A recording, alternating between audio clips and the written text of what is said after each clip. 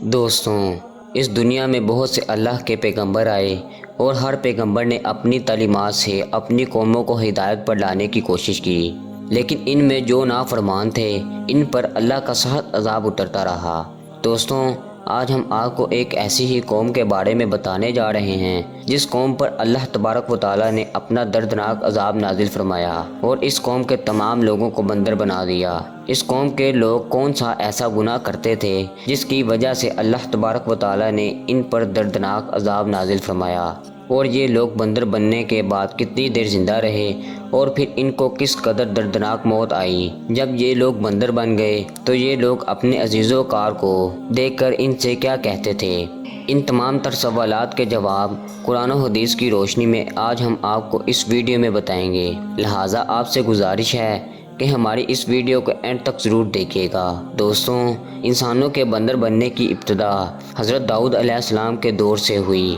حضرت داؤد علیہ السلام اور ان کی قوم سمندر کے کنارے نامی گاؤں میں رہتے تھے اور ان کی تعداد 70,000 کے قریب تھی۔ یہ قوم بہت ہی خوشحال اور اللہ کی فرما بردار قوم تھی۔ حضرت داؤد علیہ السلام کی قوم چونکہ سمندر کے کنارے رہتی تھی تو اللہ تبارک و تعالیٰ کا ان پر یہ خاص کرم تھا کہ سمندر کے اس کنارے پر بے پناہ مچھلیاں آتی تھیں جنہیں یہ کھاتے اور ان کا کاروبار بھی کرتے تھے۔ جب یہ قوم اللہ کی نعمتوں کی وجہ سے خوشحال ہو گئی تو اللہ تبارک و تعالیٰ کی نافرمانی پر اتر آئی اور طرح طرح کے گناہوں میں مبتلا ہو گئی، اور اللہ نے اس قوم کا امتحان لینے کا ارادہ کیا اور حضرت داؤد علیہ السلام کو وحی بھیجی کہ اپنی قوم سے کہہ دیں کہ وہ ہفتے کے دن مچھلی کا شکار کرنا بند کر دیں۔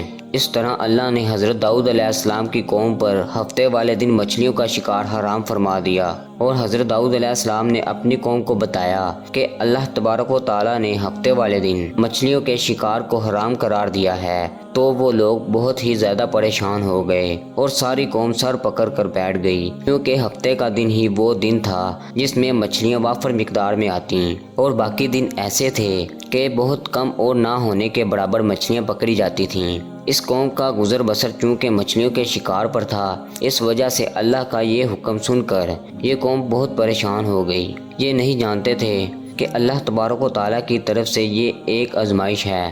پھر ایک دن شیطان نے ان کو وسوسہ ڈالا کہ سمندر سے نالیاں نکال کر خشکی میں بڑے بڑے حوض بنا لیے جائیں۔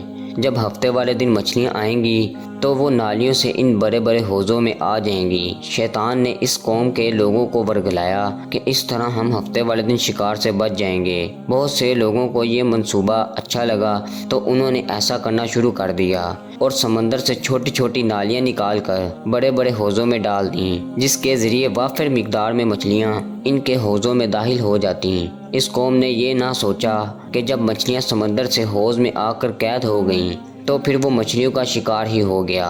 اس موقع پر یہودیوں کے 3 گروہ ہو گئے۔ کچھ لوگ ایسے تھے جو شکار کے اس شیطانی وسوسے سے منع کرتے تھے اور ناراض ہو کر شکار سے باز رہے، اور کچھ لوگ اس کام کو دل سے برا جان کر خاموش رہے لیکن انہوں نے شکار نہ کیا۔ اور جو لوگ انہیں منع کرتے اس پر حضرت داؤد علیہ السلام کہتے کہ تم لوگ ایسی قوم کو نصیحت کرتے ہو جنہیں اللہ تبارک و تعالیٰ عنقریب ہلاک کرنے والا ہے اور ان پر اپنا دردناک عذاب نازل فرمانے والا ہے۔ پیارے دوستوں، حضرت داؤد علیہ السلام کی قوم کے 1200 ایسے نافرمان افراد تھے جو منع کرنے کے بعد بھی ہفتے کو ان نالیوں کے ذریعے شکار کرتے اور انہیں بیچا کرتے تھے۔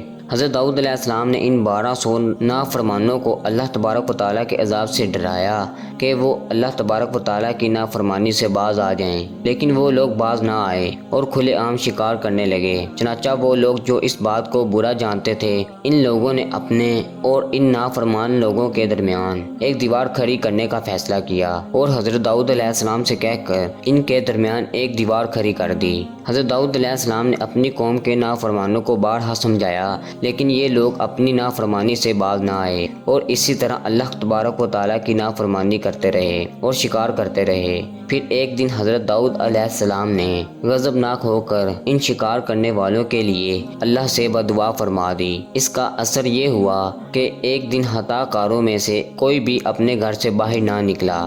یہ منظر دیکھ کر کچھ لوگ ان کی دیواروں پر چڑھ گئے تاکہ معلوم ہو سکے کہ وہ لوگ کس حال میں ہیں۔ ان لوگوں نے نافرمانوں کو دیکھا تو وہ سب کے سب بندر کی صورت میں بدل چکے تھے۔ جب لوگ ان مجرموں کا دروازہ کھول کر ان کے گھر میں داخل ہوئے تو وہ بندر اپنے رشتہ داروں کو پہچانتے اور ان کے پاس آ کر ان کے کپڑوں کو سونگھتے تھے اور زاروں قطار روتے تھے، لیکن وہ کچھ بول نہ سکے۔ اللہ تبارک و تعالیٰ کے ان نافرمان بندر بن جانے والے لوگوں کی تعداد 12,000 تھی۔ دوستوں، اللہ تبارک و تعالیٰ سورہ بقرہ میں ارشاد فرماتے ہیں، اور بے شک ضرور تمہیں معلوم ہے کہ تم میں وہ جنہوں نے ہفتے میں سرکشی کی تو ہم نے ان سے فرمایا کہ ہو جاؤ بندر دھتکارے ہوئے۔ اس طرح حضرت داؤد علیہ السلام کی قوم کے 12,000 نافرمان بندر بن گئے، جو لوگ 3 دن تک زندہ رہے، اور اس دوران یہ کچھ نہ کھا سکتے تھے اور نہ ہی پی سکتے تھے، بلکہ یوں ہی بھوکے پیاسے سب کے سب ہلاک ہو گئے اور 3 دن کے اندر سب کے سب مارے گئے۔ دوستوں، بے شک اللہ ان بندوں کو پسند نہیں کرتا جو اللہ کی نافرمانی کرتے ہیں۔ تو دوستوں، یہ تھی ہماری آج کی ویڈیو۔ آپ کو ہماری ویڈیو کیسی لگی کامنٹ کر کے ہمارے ساتھ شیئر ضرور کیجیے گا۔ اپنا اور اپنے پیاروں کا خیال رکھیے۔ ملتے ہیں اگلی ویڈیو میں، تب تک کے لیے اللہ حافظ۔